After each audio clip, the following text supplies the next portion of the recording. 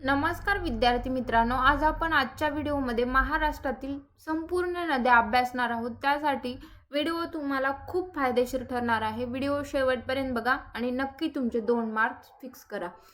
चला तर मग आपण व्हिडिओला सुरुवात करू। पहिला प्रश्न बघा काय आहे। गटात न बसणारे शब्द ओळखा म्हणलेला आहे। बघा गटात न बसणारा शब्द कोणता आहे यापैकी? कोयना, कृष्णा, गोदावरी, कळसुबाई। बघा तुम्हाला वाचताच ओळखायला आला असेल की कोयना, कृष्णा, गोदावरी ह्या काय आहेत तर नद्या आहेत आणि कळसुबाई हे काय आहे तर एक शिखर आहे। बघा त्यामुळे ऑप्शन कळसुबाई गटात न बसणारा आपल्याला शब्द असेल, त्यामुळे ऑप्शन 4 बरोबर येणार आहे। गटात न बसणारे शब्द ओळखायला सांगितलेले आहे। बघा आता कळसुबाई शिखराची आपल्याला उंची किती आहे असं जर प्रश्न कधी आला तर आपल्याला सांगता आलं पाहिजे 1646 मीटर इतकी आपल्याला कळसुबाई शिखराची उंची सांगता येते। आणि जर फूट मध्ये जर विचारलं तर 5400 फूट इतकी आपल्याला सांगता आली पाहिजे कळसुबाई शिखरांची उंची। बघा कोयना, कृष्णा, गोदावरी ह्या काय आहेत तर महाराष्ट्रातील नद्या आहेत। पुढचा प्रश्न, गरम पाण्याचे झरे असणारे वज्रेश्वरी हे ठिकाण कोणत्या जिल्ह्यात आहे? पालघर, नाशिक, रत्नागिरी, ठाणे यापैकी गरम पाण्याचे झरे असणारे वज्रेश्वरी हे ठिकाण आपल्याला विचारलेलं आहे तर बघा आपल्याला ठाणे जिल्ह्यात असलेलं सांगता येतं। बघा आणखी काही म्हणजे गरम पाण्याचे झरे आणि जिल्हे पालघरमध्ये दातिवरे, गणेशपुरी आणि कोकनेर हे आपल्याला पालघरमध्ये सांगता येतात। रत्नागिरीमध्ये बघा राजापूर, उन्नेर हे रत्नागिरीमधले सांगता येतात। जळगावमध्ये सुनबदेव, उनबदेव आणि गणेशपुरी सांगता येतात। अमरावतीमध्ये सालबर्डी आपल्याला सांगता येते आणि ठाणे जिल्ह्यामध्ये वज्रेश्वरी सोडून आणखी आहेत ते म्हणजे कोणते आहेत तर सतपली आणि अकलोली हे आपल्याला ठाणे जिल्ह्यातले सांगता येतात। पुढचा प्रश्न, दक्षिण गंगा कोणत्या नदीला म्हणतात? बघा दक्षिण गंगा म्हणून ओळखणारी नदी कोणती आहे? तापी, कृष्णा, गोदावरी, नर्मदा यापैकी दक्षिण गंगा म्हणून ओळखणारी नदी कोणती आहे तर गोदावरी नदी असलेला आपल्याला सांगता येतं। ऑप्शन क्रमांक 3 या प्रश्नाचं उत्तर आपण योग्य सांगू शकतो। पुढचा प्रश्न, कराड जवळ प्रीती संगम येथे टिंबटिंब या नद्यांचा संगम होतो। आता प्रीती संगम येथे कोणत्या नद्यांचा संगम आहे? बघा गोदावरी व कृष्णा, कृष्णा व पूर्णा, कृष्णा व कोयना, इंद्रायणी व गोदावरी यापैकी कराड जवळ प्रीती संगम येथे कोणत्या नद्यांचा संगम आहे तर बघा कृष्णा व कोयना, म्हणजेच ऑप्शन क्रमांक 3 या प्रश्नाचं उत्तर आपल्याला बरोबर सांगता येतं। बघा आता कृष्णा व कोयना नदीचा संगम कुठे आहे तर प्रीती संगम कराड येथे आहे। कृष्णा व पंचगंगा नदीचा संगम कुठे आहे तर नरसिंहवाडीला आपल्याला सांगता येतो। कृष्णा व वेण्णा नदीचा संगम आपल्याला माहुली येथे असलेला पाहायला मिळतो। पुढचा प्रश्न, मुळा, मुठा, घोड, सीना, कुकडी, कन्हा खालीलपैकी कोणत्या नदीच्या उपनद्या आहेत? आता उपनद्या कोणत्या नदीच्या आहेत असा आपल्याला प्रश्न आलेला आहे। ऑप्शन बघा भीमा, गोदावरी, तापी, वैनगंगा यापैकी ऑप्शन काय योग्य असणार आहे तर बघा भीमा नदीच्या आपल्याला उपनद्या असलेलं सांगता येते। कोणत्या तर मुळा, मुठा, घोड, सीना, कुकडी आणि कन्हा। आणखी काही नद्या आहेत ते बघा भामा आहे, इंद्रायणी आहे, आणखी करा आहे, वेळ आहे, ह्या पण भीमा नदीच्या उपनद्या असलेल्या आपल्याला सांगता येतं। बघा आता भीमा नदीची लांबी किती आहे असा जर प्रश्न कधी आला तर आपल्याला 451 किलोमीटर इतकी आपल्याला भीमा नदीची लांबी लक्षात ठेवायची आहे। आणि भीमा नदीचा उगम कुठे आहे तर भीमाशंकर म्हणजेच पुणे जिल्ह्यामध्ये आपल्याला भीमा नदीचा उगम पाहायला मिळतो। पुढचा प्रश्न, सहस्त्रकुंड हे ठिकाण कोणत्या तालुक्यात आहे? बघा आता सहस्त्रकुंड असणारे तालुका विचारलेला आहे। महागाव, उमरखेड, मारेगाव आणि कळंब यापैकी उमरखेड तालुक्यामध्ये आपल्याला सहस्त्रकुंड हे ठिकाण असलेलं सांगता येतं। आणि जिल्हा जर विचारला तर यवतमाळ जिल्हा आणि उमरखेड तालुका इथे सहस्त्रकुंड धबधबा असलेलं सांगता येतं। पुढचा प्रश्न, गोदावरी नदीचा उगम कोठे होतो? महाबळेश्वर, त्र्यंबकेश्वर, भीमाशंकर यापैकी कोणताही नाही. बघा आता गोदावरी नदीचा उगम कोठे होतो तर त्र्यंबकेश्वर म्हणजेच आपल्याला नाशिक मध्ये सांगता येते. नाशिक बरोबर. आता गोदावरी नदीची आपल्याला लांबी, महाराष्ट्रातील वेगळी लांबी आणि म्हणजे संपूर्ण लांबी असे पण प्रश्न दोन प्रकारचे पण विचारू शकतात. त्यामुळे गोदावरी नदीची महाराष्ट्रातील लांबी किती आहे तर 668 इतकी असलेली आपल्याला सांगता येतं. 668 किलोमीटर. आणि जर संपूर्ण लांबी जर विचारली तर आपल्याला 1465 किलोमीटर इतकी आपल्याला गोदावरी नदीची लांबी सांगता येते. बघा आता आपण काही महत्त्वाच्या नद्या आणि उगमस्थान मी तुम्हाला सांगते कोणत्या नदीचे उगमस्थान कुठे आहे ते. गोदावरी नदीचं उगमस्थान आताच आपण बघितलं त्र्यंबकेश्वर म्हणजेच नाशिक जिल्ह्यामध्ये, भीमा नदीचं भीमाशंकर म्हणजेच पुणे जिल्ह्यामध्ये, कृष्णा नदीचं महाबळेश्वर म्हणजेच सातारा जिल्ह्यामध्ये, नर्मदा नदीचं उगमस्थान बघा अमरकंटक डोंगर म्हणजेच मध्य प्रदेशमध्ये, आणि तापी नदीचं मुलताई डोंगर म्हणजेच मध्य प्रदेशमध्ये सांगता येते. तुम्ही अशा प्रकारे नद्या लक्षात ठेवू शकता किंवा नोट डाऊन करून घेऊ शकता. बघा नद्यांवर प्रश्न आलेले आहेत. पुढचा प्रश्न, भीमा नदीची सुरुवात कोणत्या तालुक्यात होते?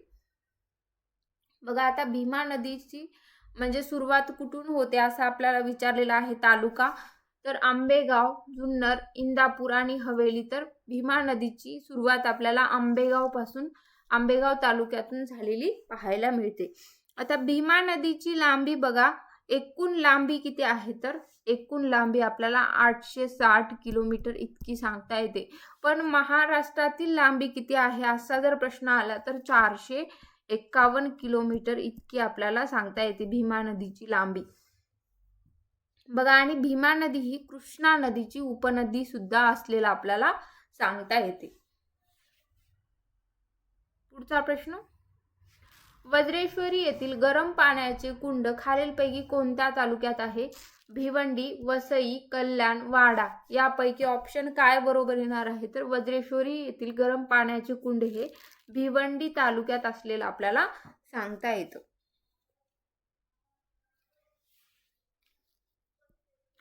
खालीलपैकी कोणती वैनगंगा नदीची उपनदी नाही?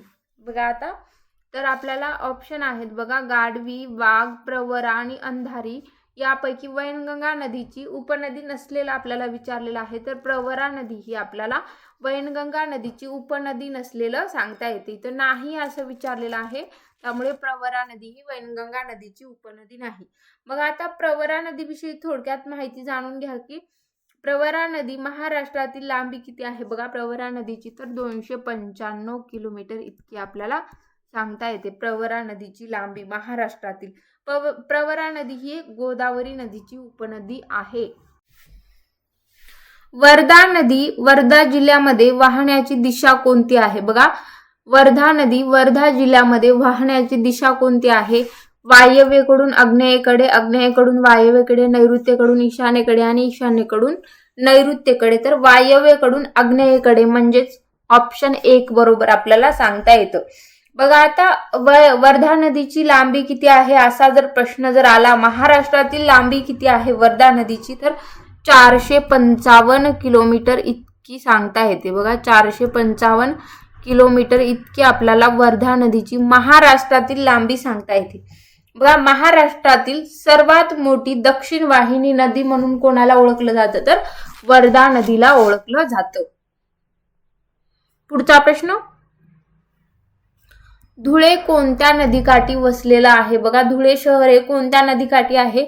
पांझरा, पूर्णा, वारणा आणि वैतरणा यापैकी आपल्याला धुळे शहर हे पांझरा नदीकाठी वसलेलं सांगता येतं. त्यामुळे ऑप्शन 1च बरोबर.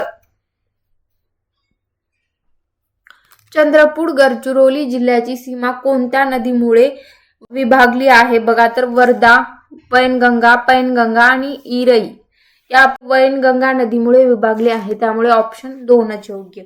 मग आता वैनगंगा नदीची लांबी किती आहे तर 295 किलोमीटर इतकी सांगता येते वैनगंगा नदीची लांबी. आणि ही महाराष्ट्रातील दुसरी सगळ्यात मोठी दक्षिण वाहिनी असलेली नदी सांगता येते. बघा पहिली कोणती आहे? पहिली महाराष्ट्रातील दक्षिण वाहिनी नदी आपल्याला वर्धा सांगता येते. आणि प्रश्न, भंडारदरा व रंध्रा हे धबधबे कोणत्या जिल्ह्यात येतात? नाशिक, छत्रपती संभाजीनगर, भंडारा आणि अहमदनगर. यापैकी भंडारदरा व रंध्रा हे धबधबे आपल्याला अहमदनगर जिल्ह्यामध्ये पाहायला मिळतात. पुढचा प्रश्न, नागपूर जिल्ह्यातून वाहणारी कन्हान नदी ही खालीलपैकी कोणत्या नदीची उपनदी आहे? बघा ऑप्शन दिलेले आहेत. तर वैनगंगा ही नदी आपल्याला उपनदी असलेलं सांगता येते. नागपूर जिल्ह्यातून वाहणाऱ्या कन्हान नदी ही वैनगंगा नदीची उपनदी आहे. बघा वैनगंगा नदीचा उगम कुठे झालेला आहे? उगम स्थान तर मध्य प्रदेशमध्ये मैकल डोंगर रांग इथे आपल्याला झालेला सांगता येते उगम स्थान. आणि वैनगंगा नदी ही दक्षिण वाहिनी नदी असलेलं सांगता येते. पुढचा प्रश्न, महाड शहर कोणत्या नदीवर वसलेले आहे? कुंडलिका, अंबा, सावित्री, काळ. तर महाड शहर हे आपल्याला सावित्री नदीवर वसलेलं सांगता येतं. त्यामुळे ऑप्शन 3 योग्य. वर्धा आणि वैनगंगा नद्यांच्या संगमातून तयार होणारी नदी कोणती? बघा आता भीमा, प्राणहिता, कृष्णा, तापी यापैकी वर्धा आणि वैनगंगा नद्यांच्या संगमातून तयार होणारी नदी आपल्याला प्राणहिता म्हणजेच ऑप्शन 2 योग्य सांगता येते. बघा आता प्राणहिता नदीची लांबी किती आहे? तर 133 किलोमीटर इतकी आपल्याला प्राणहिता नदीची लांबी सांगता येते. पुढचा प्रश्न, खालीलपैकी कोणती नदी पश्चिम वाहिनी आहे? बघा तापी, नर्मदा, 1 व 2 दोन्ही बरोबर काय 1 व 2 दोन्ही नाही? यापैकी ऑप्शन काय बरोबर येणार आहे? तर तापी आणि नर्मदा ह्या नद्या काय आहेत? तर पश्चिम वाहिन्याच आहेत. त्यामुळे 1 व 2 दोन्ही बरोबर येणार आहेत. त्यामुळे ऑप्शन क्रमांक 3 या प्रश्नाचं उत्तर आपल्याला योग्य सांगता येतं. नागपूर जिल्ह्यातील अंबाझरी तलावातून कोणत्या नदीचा उगम होतो? वेण्णा, नाग, पेंच, कन्हान. कोणत्या नदीचा उगम होतो? तर बघा नाग नदी म्हणजेच ऑप्शन 2 नागपूर जिल्ह्यातील अंबाझरी तलावातून नाग नदीचा उगम होतो. पुढचा प्रश्न, खालीलपैकी कोणती नदी चंद्रपूर जिल्ह्यातून वाहत नाही? आता चंद्रपूर जिल्ह्यामधून वाहत नसणाऱ्या नद्या आपल्याला विचारलेल्या आहेत. ऑप्शन काय आहेत? बघा वैनगंगा, गोदावरी, वर्धा, इरई. यापैकी चंद्रपूर जिल्ह्यातून वाहत नसलेले आपल्याला विचारलेलं आहे. तर गोदावरी नदी ही आपल्याला चंद्रपूर जिल्ह्यामधून वाहत नसणारी सांगता येते. पुढचा प्रश्न, खालीलपैकी कोणता प्रसिद्ध धबधबा गोंदिया जिल्ह्यात आहे? आता गोंदिया जिल्ह्यातील प्रसिद्ध धबधबा कोणता आहे? चुलबंद धबधबा, हाजरा धबधबा, रानवाडी धबधबा आणि कोरंबी धबधबा. यापैकी ऑप्शन काय बरोबर असणार आहे? बघा तर गोंदिया जिल्ह्यातील म्हणजे प्रसिद्ध धबधबा हाजरा धबधबा म्हणजेच ऑप्शन 2 या प्रश्नाचं उत्तर आपल्याला बरोबर सांगता येतं. बघा खालीलपैकी कोणता प्रसिद्ध धबधबा गोंदिया जिल्ह्यात आहे? तर हाजरा धबधबा हा गोंदिया जिल्ह्यामध्ये प्रसिद्ध असलेला आपल्याला सांगता येतो. पुढचा प्रश्न, सातारा जिल्ह्यातील खतगुण हे गाव कोणत्या नदीच्या काठावर आहे? कोयना, येरळा, कृष्णा यापैकी नाही. तर ऑप्शन येरळा बरोबर येणार आहे. बघा सातारा जिल्ह्यातील खतगुणा हे गाव येरळा नदीच्या काठावर असलेलं आपल्याला सांगता येतं. यापैकी कोणती नदी सातारा जिल्ह्यात नाही? बघा सातारा जिल्ह्यातील नसलेली नदी आपल्याला विचारलेली आहे. भीमा, वेण्णा, उमरोडी आणि तारळी. यापैकी आपल्याला भीमा नदी ही सातारा जिल्ह्यात नसलेली पाहायला मिळते. त्यामुळे ऑप्शन क्रमांक 1 या प्रश्नाचं उत्तर आपल्याला बरोबर सांगता येते. पुढचा प्रश्न, साताऱ्यामधील दहिवडी जवळून कोणती नदी वाहते? बघा आता दहिवडी जवळून वाहणारी नदी आपल्याला विचारलेला आहे. मान, धोम, वेण्णा आणि कोयना. तर बघा मान नदी ही दहिवडी जवळून वाहताना आपल्याला पाहायला मिळते. आणि मान नदीवर धरणे पण आहेत. बघा तर ती कोणकोणती धरणे आहेत? तर आंधळी, राजवाडी एक धरण असलेलं आपल्याला सांगता येतं मान नदीवरती.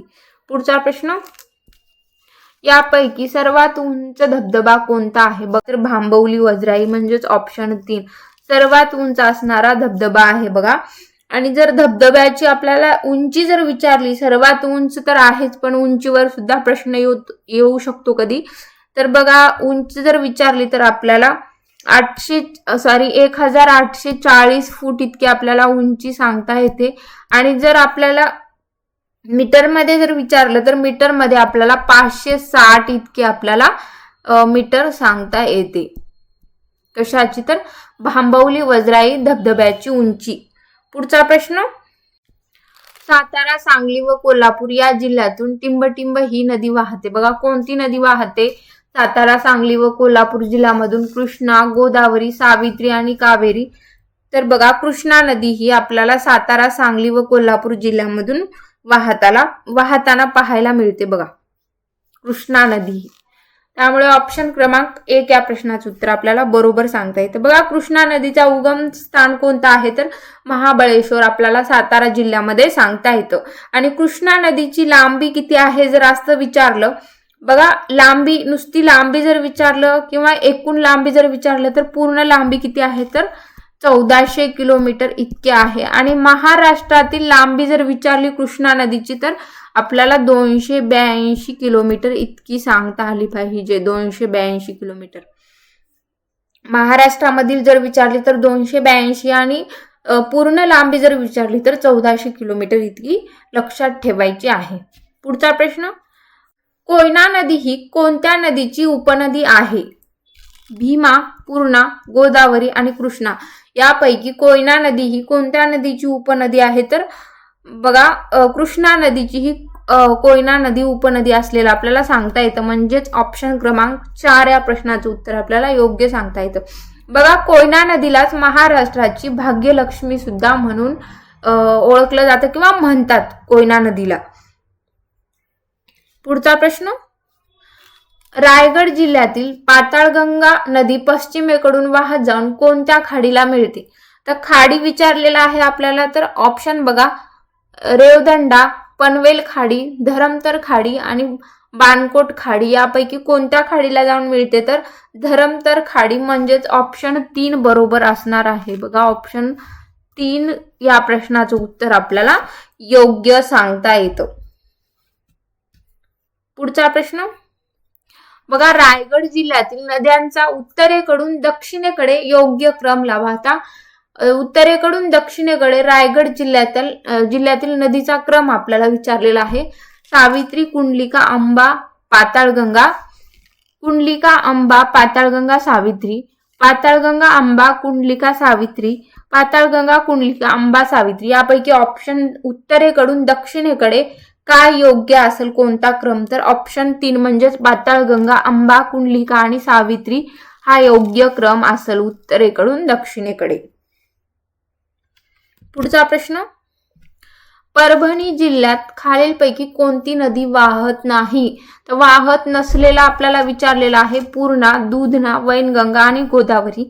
यापैकी आपल्याला परभणी जिल्ह्यामध्ये कोणती नदी वाहत नाही? तर वैनगंगा नदी म्हणजेच ऑप्शन 3 बघा वैनगंगा नदी ही आपल्याला परभणी जिल्ह्यात वाहताना पाहायला मिळत नाही. बघा पुढचा प्रश्न, खालीलपैकी कोणती नदी वैतरणा नदीची उपनदी नाही असं आपल्याला विचारलेलं आहे? देहजा, सूर्या, सावित्री आणि पिंजाळा यापैकी वैतरणा नदीची उपनदी नसलेला आपल्याला विचारलेला आहे. त्यामुळे ऑप्शन 3 योग्य असणार आहे. सावित्री ही नदी वैतरणा नदीची उपनदी नसलेला आपल्याला सांगता येतं. पुढचा प्रश्न, सहस्रकुंड धबधबा कोणत्या नदीवर आहे? पैनगंगा, वैनगंगा, पंचगंगा आणि नळगंगा यापैकी सहस्रकुंड हा धबधबा कोणत्या नदीवर आहे? तर पैनगंगा नदीवर असलेला आपल्याला सांगता येतं. म्हणजेच ऑप्शन 1 राईट आहे. बघा आता हे सहस्रकुंड धबधबा आहे कोणत्या जिल्ह्यामध्ये? तर यवतमाळ व नांदेड या जिल्ह्याच्या सीमेवर आपल्याला सहस्रकुंड धबधबा असलेलं पाहायला मिळतं. पुढचा प्रश्न, खालीलपैकी कोणती नदी गोदावरीची उपनदी नाही?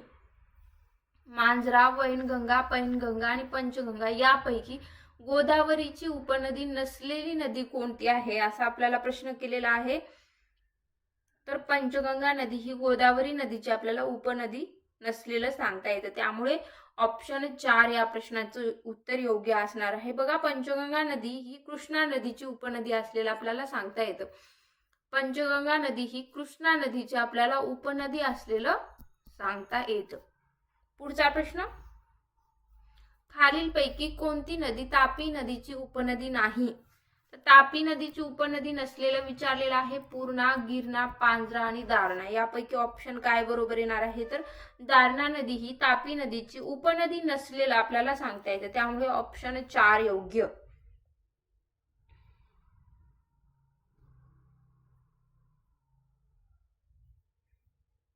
पुढचा प्रश्न, इंद्रावती नदी कोणत्या नदीची उपनदी आहे असं विचारलेलं आहे. गोदावरी, प्राणहिता, वैनगंगा आणि पर्लकोट यापैकी इंद्रावती नदी ही कोणत्या नदीची उपनदी आहे? तर गोदावरी नदीची आपल्याला इंद्रावती नदी ही उपनदी असलेलं पाहायला मिळतं. पुढचा प्रश्न, खालीलपैकी चुकीचं वाक्य ओळखा. बघा, चुकीचं स्टेटमेंट ओळखायला सांगितलेलं आहे. वर्धा नदीचा उगम मध्य प्रदेशात बैतूल येथे झाला. वर्धा नदीची लांबी 454 किलोमीटर इतकी आहे. वर्धा नदीचे खोरे हे गोदावरी नदीच्या खोऱ्याचा भाग आहे आणि वर्धा नदी ही महाराष्ट्रातील वर्धा व चंद्रपूर जिल्ह्यातून वाहते. यापैकी ऑप्शन चुकीचं आपल्याला ओळखायला सांगितलेलं आहे. बघा, तर चुकीचं ऑप्शन आपल्याला स्टेटमेंट 2 मध्ये पाहायला मिळते. 455 इतकी आपल्याला 455 किलोमीटर इतकी आपल्याला वर्धा नदीची लांबी पाहायला मिळते. त्यासाठी चुकीचं स्टेटमेंट विचारलेलं आहे ऑप्शन 2. वर्धा नदीचा उगम मध्य प्रदेशात बैतूल येथे झाला. ऑप्शन बरोबर आहे. वर्धा नदीचे खोरे हे गोदावरी नदीच्या खोऱ्याचा भाग आहे, हे पण स्टेटमेंट बरोबर आहे. वर्धा नदी ही महाराष्ट्रातील वर्धा व चंद्रपूर जिल्ह्यातून वाहते, हे पण बरोबर आहे. आपल्याला चुकीचं विचारलेलं आहे, त्यामुळे स्टेटमेंट 2 या प्रश्नाचं उत्तर आपल्याला बरोबर द्यावं लागेल. पुढचा प्रश्न, गोदावरी खोरे हे महाराष्ट्रातील सर्वात जास्त विस्ताराचे असून ते खालील डोंगर रांगामुळे तापी नदीच्या खोऱ्यापासून अलग झालेले आहे. कोणत्या डोंगर रांगापासून अलग झालेला आहे असा आपल्याला प्रश्न आलेला आहे. ऑप्शन बघा, ऑप्शन काय बरोबर असेल तर सातमाळा, अजिंठा डोंगर रांग, म्हणजे ऑप्शन 1 या प्रश्नाचं उत्तर आपल्याला बरोबर सांगता येतं. बघा, हरिश्चंद्र बालाघाट आपल्याला काय सांगता येतं? तर गोदावरी व भीमा, आणि शंभू महादेव काय सांगता येतं? तर भीमा व कृष्णा नदी. पुढचा प्रश्न, खालीलपैकी कोणती नदी पश्चिम वाहिनी नाही? आता पश्चिम वाहिनी नसलेला आपल्याला विचारलेला आहे. कावेरी, पैतरणा, पेरियार आणि तेरेखोल यापैकी कावेरी नदी ही पश्चिम वाहिनी नदी नसलेला आपल्याला सांगता येतं. कावेरी नदी ही पूर्व वाहिनी नदी असलेलं सांगता येतं. पुढचा प्रश्न, हिंगोली हे शहर कोणत्या नदीच्या काठावर वसले आहे? गोदावरी, वैनगंगा, पैतरणा आणि कयाधू यापैकी कयाधू या नदीवर आपल्याला हिंगोली हे शहर वसलेलं सांगता येतं. पुढचा प्रश्न, संगमनेर व नेवासा ही गावे कोणत्या नदीच्या काठी वसले आहेत? गोदावरी, मुळा, प्रवरा आणि मुठा यापैकी संगमनेर, नेवासा हे गावे कोणत्या नदीच्या काठी वसलेली आपल्याला विचारलेलं आहे? तर प्रवरा नदीच्या काठी वसलेले आपल्याला सांगता येतात. ऑप्शन क्रमांक 3 या प्रश्नाचं उत्तर आपल्याला योग्य सांगता येतं. पुढचा प्रश्न, नर्मदा व तापी या नद्या टिंबटिंब आहेत. बघा, आता नर्मदा व तापी ह्या नद्या कोणत्या आहेत? पूर्व वाहिनी, पश्चिम वाहिनी, दक्षिण वाहिनी का उत्तर वाहिनी? तर नर्मदा व तापी नदी ही आपल्याला पश्चिम वाहिनी सांगता येते, त्यामुळे ऑप्शन 2 या प्रश्नाचं उत्तर योग्य सांगता येतं. आणि हे नर्मदा व तापी ह्या दोन्ही नद्या अरबी समुद्राला जाऊन मिळताना सुद्धा आपल्याला पाहायला मिळतात किंवा सांगता येते. पुढचा प्रश्न, कृष्णा पंचगंगा नद्यांचा संगम कोठे आहे? कृष्णा व पंचगंगा नदीचा संगम असणारे स्थळ कोणते आहे? कराड, पुणे, माऊली आणि नरसोबाची वाडी. तर बघा, कृष्णा व पंचगंगा नदीचा संगम असलेला आपल्याला नरसोबाची वाडी हे स्थळ सांगता येतं. बघा, आता कृष्णा व कोयना नदीचा संगम कुठे झाला? तर कराड म्हणजे प्रीती संगम येथे झालेला आपल्याला सांगता येतं, कराडमध्ये. कृष्णा व वेना नदीचा संगम कुठे होतो? तर माहुली येथे आपल्याला सांगता आलं पाहिजे. मुळा मुठा नदीचा संगम कुठे होतो? तर पुणेमध्ये झालेलं आपल्याला सांगता आलं पाहिजे, लक्षात ठेवायचं आहे. पुढचा प्रश्न, भीमा व तुंगभद्रा या कोणत्या नदीच्या उपनद्या आहेत? गोदावरी, कावेरी, कृष्णा, नर्मदा यापैकी भीमा व तुंगभद्रा या कोणत्या नदीच्या उपनद्या आहेत? तर कृष्णा नदीच्या उपनद्या असलेला आपल्याला सांगता येतं. म्हणजेच ऑप्शन 3 या प्रश्नाचं उत्तर योग्य असणार आहे. आणि कृष्णा नदीच्या उपनद्या कोणकोणत्या आहेत बघा, तर भीमा, पंचगंगा, घटप्रभा, कुडाळा ह्या कृष्णा नदीच्या आपल्याला उपनद्या असलेलं सांगता येतं. पुढचा प्रश्न, खालीलपैकी कोणती नदी पश्चिम वाहिनी आहे? तर यापैकी पश्चिम वाहिनी असणारी नदी आपल्याला विचारलेला आहे. तर तापी नदी ही आपल्याला पश्चिम वाहिनी नदी असलेलं सांगता येतं. बघा, तापी नदीचा उगम कुठे आहे? तर मुलताई डोंगर म्हणजेच मध्य प्रदेशमध्ये आपल्याला सांगता येतो तापी नदीचा उगम. तापी नदीवर धरणे पण आहेत बघा. कोणकोणती धरणे आहेत? तर हतबूर धरण, उकाई धरण अशी आपल्याला तापी नदीवरील धरणे सुद्धा सांगता येतात. पुढचा प्रश्न, कृष्णा नदीचा उगम सातारा जिल्ह्यातील टिंबटिंब ठिकाणी झाला आहे. आता कोणत्या ठिकाणी झाला? महाबळेश्वर, कोयना, अजिंक्यतारा, प्रतापगड यापैकी कृष्णा नदीचा उगम सातारा जिल्ह्यातील महाबळेश्वर या ठिकाणी झालेला आपल्याला सांगता येतो. म्हणजेच ऑप्शन 1च या प्रश्नाचं उत्तर आपल्याला बरोबर सांगता येतं. बघा, कृष्णा नदीचा उगम आत्ताच आपण बघितलेला आहे, सह्याद्री पर्वतरांग महाबळेश्वर येथे झालेला आपल्याला सांगता येतो. कृष्णा नदीचा प्रवाह कसा आहे बघा, महाराष्ट्र, कर्नाटक, तेलंगणा, आंध्र प्रदेश अशा प्रकारे ती कृष्णा नदीचा वाहणारा प्रवाह असलेला आपल्याला सांगता येतो. पुढचा प्रश्न, भामरागड येथील संगमामध्ये टिंबटिंब नदीचा समावेश होत नाही. कोणत्या नदीचा समावेश होत नाही? तर प्राणहिता नदीचा आपल्याला समावेश होत नसलेलं सांगता येते. इथं होत नसलेलं आपल्याला विचारलेलं आहे, त्यामुळे ऑप्शन 4च या प्रश्नाचं उत्तर आपल्याला बरोबर सांगता येतं. पुढील पैकी कोणती नदी पश्चिम वाहिनी आहे? आता पश्चिम वाहिनी असणारी नदी विचारलेला आहे. गोदावरी, कावेरी, नर्मदा, कृष्णा यापैकी पश्चिम वाहिनी नदी कोणती आहे? तर नर्मदा नदी ही आपल्याला पश्चिम वाहिनी नदी असलेलं सांगता येतं. ऑप्शन 4च बरोबर. बघा, आता नर्मदा नदी ही नर्मदा नदीचा उगम कुठे झालेला आहे? तर सातपुडा पर्वतरांग म्हणजेच आपल्याला मध्य प्रदेशमध्ये पाहायला मिळतो. मग आता नर्मदा नदीची महाराष्ट्रातील लांबी किती आहे? तर फक्त आपल्याला किती सांगता येते? तर 54 किलोमीटर नर्मदा नदीची लांबी आपल्याला महाराष्ट्रातील सांगता येते. बघा, नर्मदा नदी ही पश्चिम वाहिनीच आहे, पण तापी नदी सुद्धा आपल्याला पश्चिम वाहिनी असलेलं सांगता येतं. पुढचा प्रश्न, महाराष्ट्रातील सर्वात लांब नदी कोणती? आता सर्वात लांब नदी आपल्याला महाराष्ट्रातील विचारलेला आहे. ऑप्शन नर्मदा, गोदावरी, भीमा आणि कृष्णा यापैकी महाराष्ट्रातील सर्वात लांब नदी असणारी नदी कोणती आहे? तर गोदावरी नदी असलेली आपल्याला सांगता येते. बघा, आता गोदावरी नदीचा उगम कुठे झाला? तर त्र्यंबकेश्वर, नाशिक जिल्ह्यामध्ये आपल्याला सांगता येतो.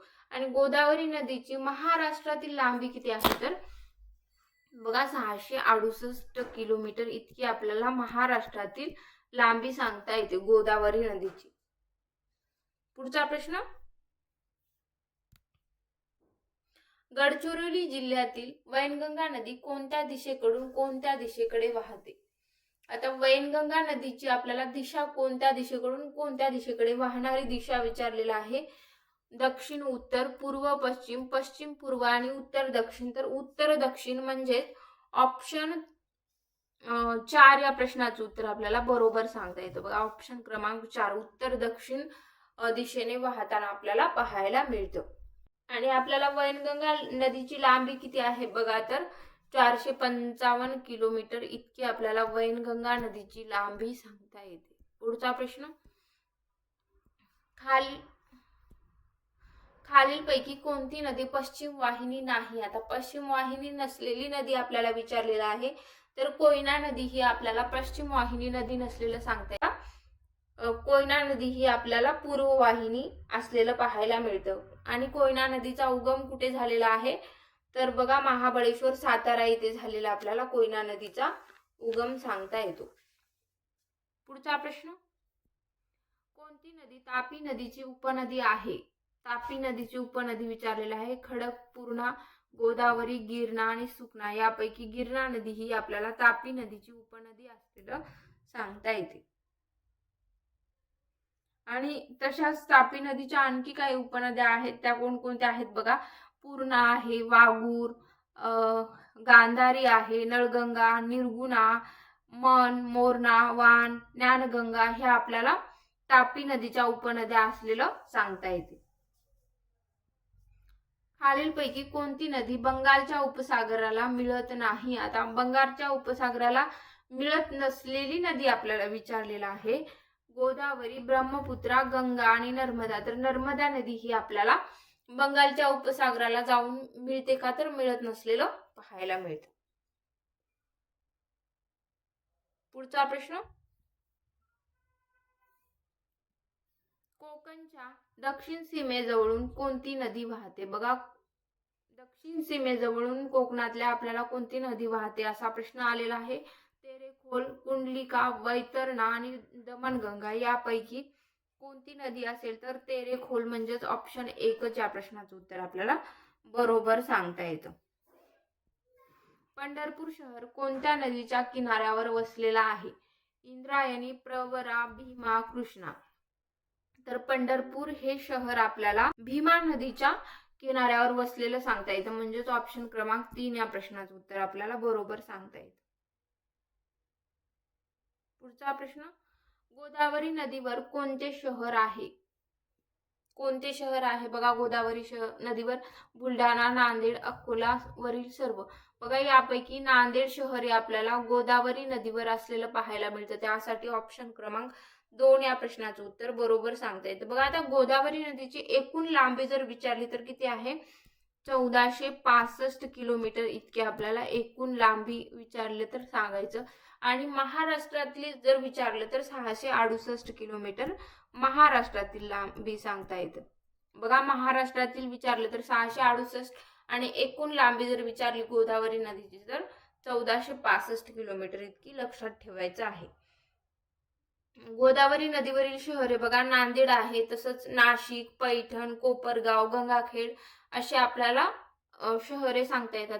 पण इथे ऑप्शन मध्ये त्यापैकी फक्त नांदेड आलेला आहे, त्यामुळे ऑप्शन आपण 2 टिक केलेला आहे. पुढचा प्रश्न, महाराष्ट्राच्या या स्वाभाविक विभागातून वाहणाऱ्या नद्या तुलनात्मक दृष्ट्या कमी लांबीच्या आहेत. बघा, कोणत्या नद्या कमी लांबीच्या आहेत? पठार, कोकण, विदर्भ आणि मराठवाडा.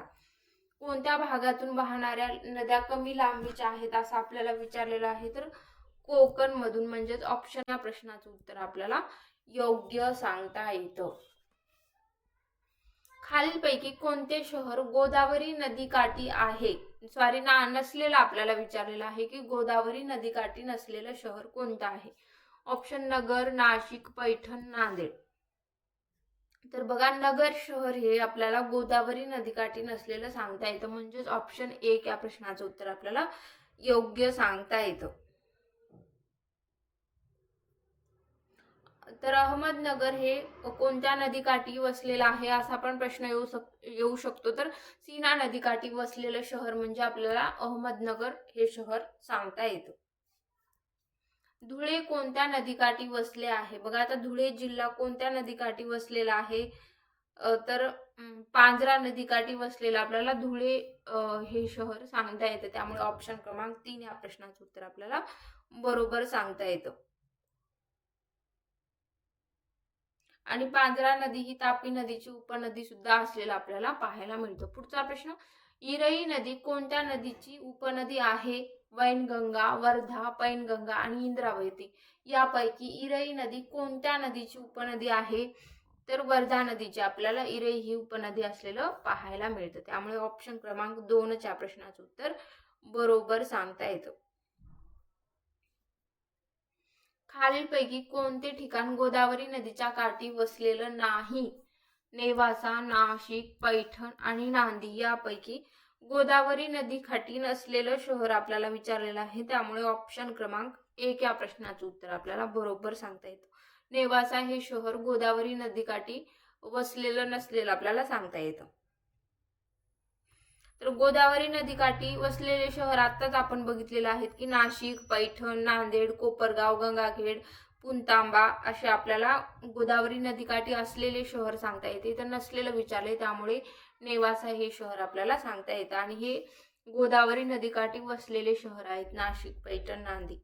पुढचा प्रश्न, खालीलपैकी कोणती नदी कृष्णा नदीची उपनदी आहे? नीरा, पैनगंगा, पवना आणि पंचगंगा. यापैकी आपल्याला कृष्णा नदीची उपनदी असणारी नदी विचारलेला आहे तर पंचगंगा म्हणजेच ऑप्शन 4 या प्रश्नाचं उत्तर योग्य असणार आहे.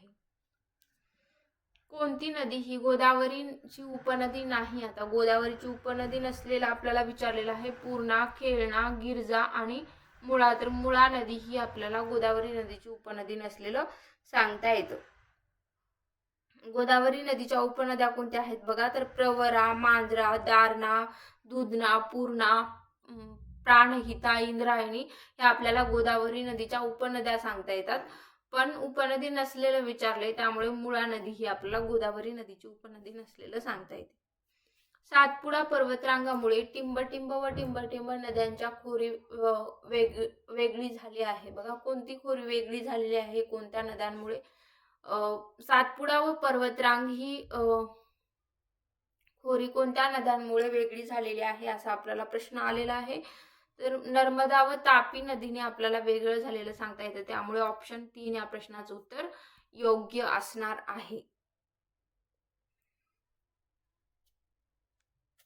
खालीलपैकी कोणती नदी परभणी जिल्ह्यातून वाहत नाही? आता परभणी जिल्ह्यातून वाहत नसणारी नदी आपल्याला विचारलेला आहे. करपरा, बोरणा, कयाधू आणि मान यापैकी परभणी जिल्ह्यातून वाहत नसणारी नदी कोणती आहे बघा, तर मान नदी म्हणजेच ऑप्शन 4 या प्रश्नाचं उत्तर आपल्याला बरोबर सांगता येतं. आणि मान नदीवर कोणतं धरण आहे कोणाला माहिती आहे का, तर राजेवाडी व आंधळी हे धरण आपल्याला मान नदीवर असलेलं पाहायला मिळतं. कोणती नदी तापी नदीची उपनदी आहे बघा. आता तापी नदीची उपनदी असणारे आपल्याला विचारलेलं आहे खडकपूर्णा, गोदावरी, गिरणा, सुकणा. यापैकी तापी नदीची उपनदी असणारी नदी कोणती आहे, तर गिरणा नदी म्हणजेच ऑप्शन 3 या प्रश्नाचं उत्तर आपल्याला योग्य सांगता येतं. महाराष्ट्रातील सर्वात मोठी नदी कोणती? भीमा, गोदावरी, वर्धा आणि पूर्णा. यापैकी महाराष्ट्रातील सर्वात मोठी नदी कोणती आहे, तर गोदावरी नदी आपल्याला सांगता येते. ऑप्शन 2च योग्य. बघा, महाराष्ट्रात सर्वाधिक लांब नदी असणारी आपल्याला गोदावरी नदीच पाहायला मिळते.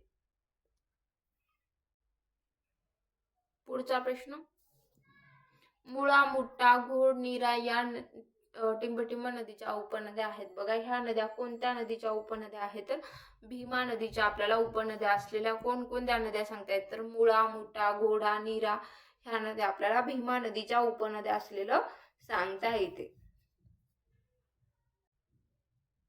पैनगंगा नदीचा उगम डोंगरात टिंबटिंब आहे बघा. प्रश्न असा आहे बघा, पैनगंगा नदीचा उगम टिंबटिंब डोंगरात आहे बघा.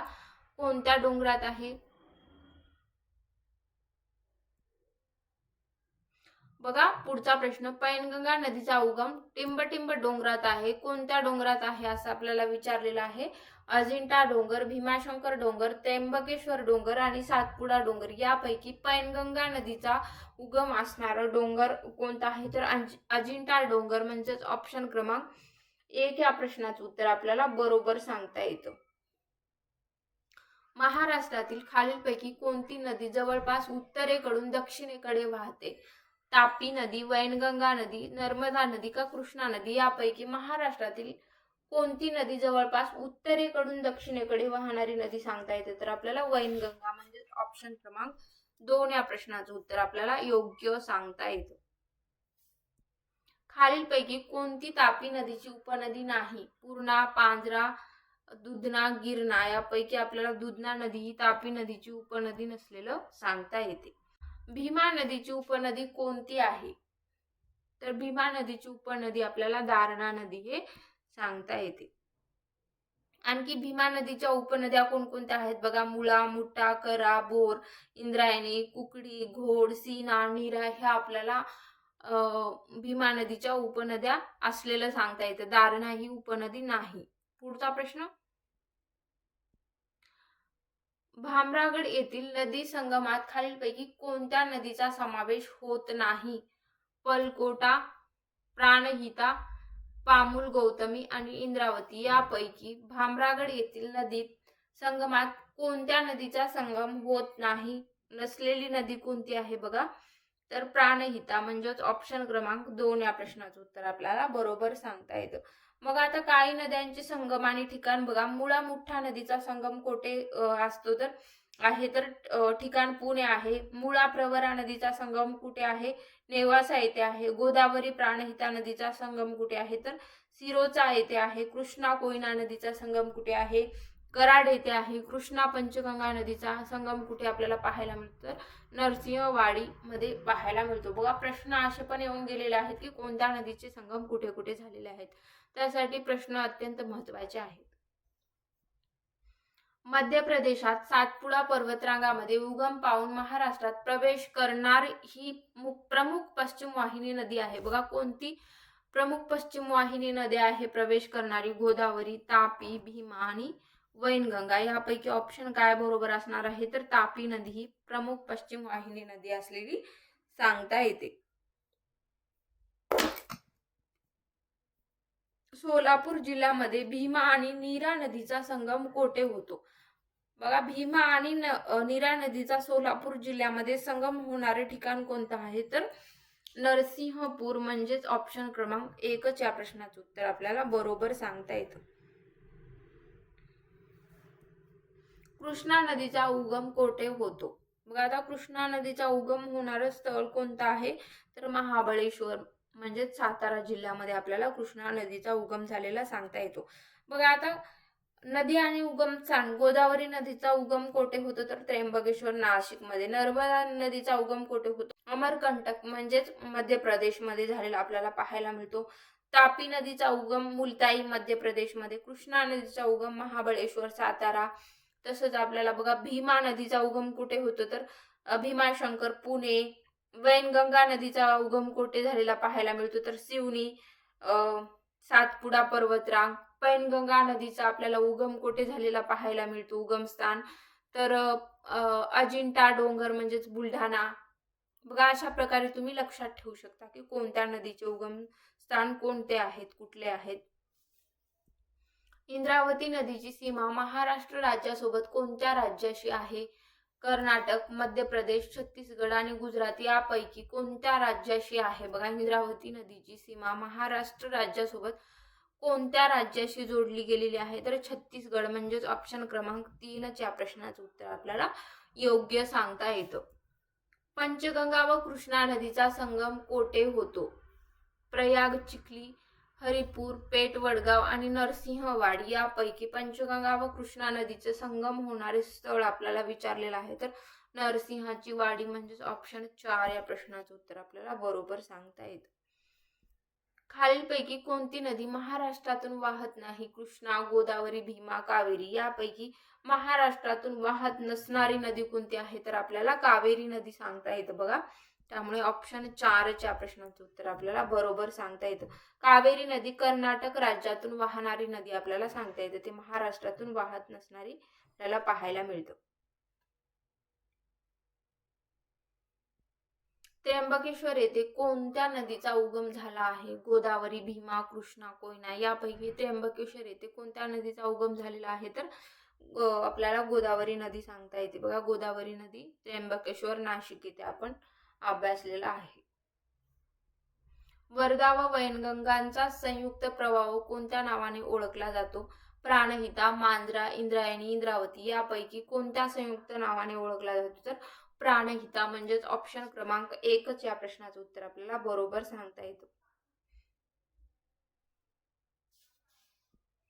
कोकण किनाऱ्यावरील बंदरे उत्तरेकडून दक्षिणेकडे क्रमाने लावा. बघा आता कोकण किनाऱ्यावरील बंदरे आपल्याला उत्तरेकडून दक्षिणेकडे क्रम कोणता आहे विचारलेला आहे तर यापैकी कोणता क्रम बरोबर येणार आहे? बघा श्रीवर्धन, जयगड, विजयदुर्ग, मालवण. जयगड, श्रीवर्धन, विजयदुर्ग, मालवण. श्रीवर्धन, विजयदुर्ग, जयगड, मालवण श्रीवर्धन, जयगड, मालवण, विजयदुर्ग. यापैकी ऑप्शन काय बरोबर येणार आहे? तर श्रीवर्धन, जयगड, विजयदुर्ग, मालवण म्हणजेच ऑप्शन क्रमांक 1च या प्रश्नाचं उत्तर आपल्याला बरोबर सांगता येतं. कोकण किनाऱ्यावरील बंदरे उत्तरेकडून दक्षिणेकडे योग्य क्रम काय आहे? तर श्रीवर्धन, जयगड, विजयदुर्ग, मालवण अशा प्रकारे असलेला आपल्याला पाहायला मिळतो. वर्धा नदीमुळे कोणत्या 2 जिल्ह्यांची सीमारेषा बनलेली आहे? वर्धा अमरावती, वर्धा नागपूर, अमरावती नागपूर, वर्धा यवतमाळ. यापैकी वर्धा नदीमुळे बघा वर्धा अमरावती जिल्ह्याची सीमारेषा बनलेली आहे. म्हणजेच ऑप्शन क्रमांक 1च या प्रश्नाचं उत्तर योग्य सांगता येतं. पुढचा प्रश्न. तर आजचे हे प्रश्न संपूर्ण नद्यावरील आपण अभ्यासलेले आहेत. तर नद्यांवरील कोणताही प्रश्न, कसाही प्रश्न आला तर तुमचा चुकणार नाही. त्यासाठी व्हिडिओ शेवटपर्यंत बघा. नक्की तुम्हाला फायदा होईल. चला तर मग धन्यवाद.